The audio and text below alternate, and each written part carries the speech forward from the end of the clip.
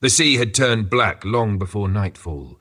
A towering wall of thunderclouds rolled across the English Channel like a living mountain range, swallowing the last traces of daylight beneath layers of boiling shadow.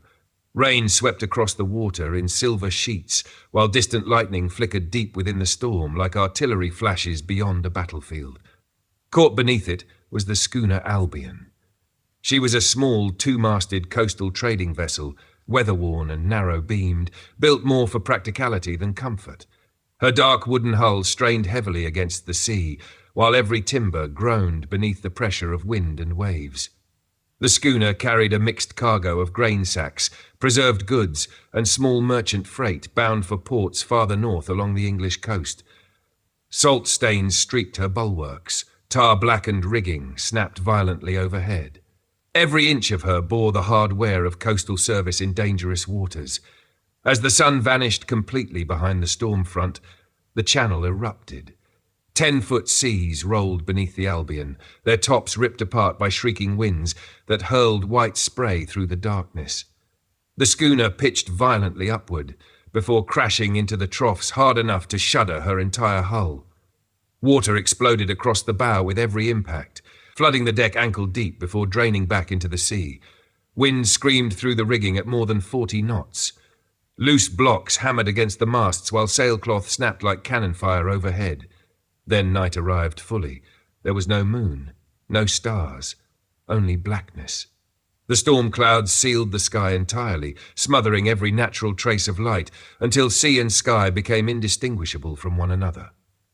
The ocean disappeared into an endless void beyond the rails, a world so dark it seemed capable of swallowing the ship whole. Men could hear the waves long before they saw them. Water crashed somewhere beyond sight while the wind roared unseen through the darkness like something alive. Only lightning revealed the world now. For brief, violent instants, jagged white flashes illuminated mountains of water surrounding the schooner before plunging everything back into blindness. The only steady lights aboard the Albion were the dim oil lanterns swinging wildly inside the pilot house and the tiny red and green navigation lamps trembling at the vessel's bow. Against the vast blackness of the storm, they looked pitifully small. Inside the pilot house, Captain Nathaniel Briggs fought the wheel with both hands. He was a broad-chested coastal sailor in his late 40s, with a beard soaked by seawater and eyes narrowed nearly shut against exhaustion. Every few seconds, the wheel jerked violently beneath his grip as the schooner struggled against the sea. Another massive wave struck the port side. The Albion rolled hard enough to throw charts and instruments crashing across the cabin floor. "Hold together, girl," Briggs muttered through clenched teeth. The door burst open suddenly behind him. First Mate Owen Carter stumbled inside half-drenched in seawater, one hand gripping the frame to avoid being thrown across the cabin. "Captain!" he shouted above the storm. Briggs looked over sharply. "What is it?" Part of the cargo's broken loose in the hold. A violent crash from below deck punctuated the warning as something heavy slammed against the hull timbers beneath them. The captain cursed under his breath. Outside, another lightning flash illuminated monstrous seas rising even higher than before. 15 feet now.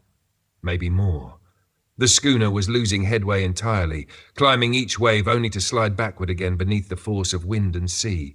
Briggs stared into the blackness ahead for several tense seconds. Then he made his decision. "We're turning west," he barked. Carter blinked in surprise. "Sir?"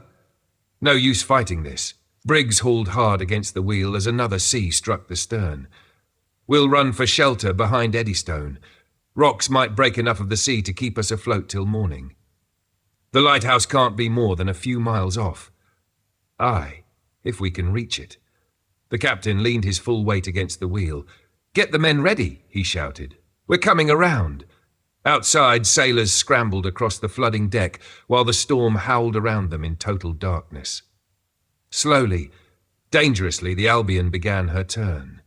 The schooner swung sharply as Captain Briggs brought the wind and towering seas onto her starboard stern quarter. For one terrifying moment, the vessel rolled heavily enough that her yardarms seemed ready to dip into the sea itself. Then she caught the following seas.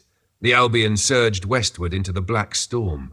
racing toward the unseen shelter near Eddystone Lighthouse, while lightning flashed endlessly across the boiling channel behind her.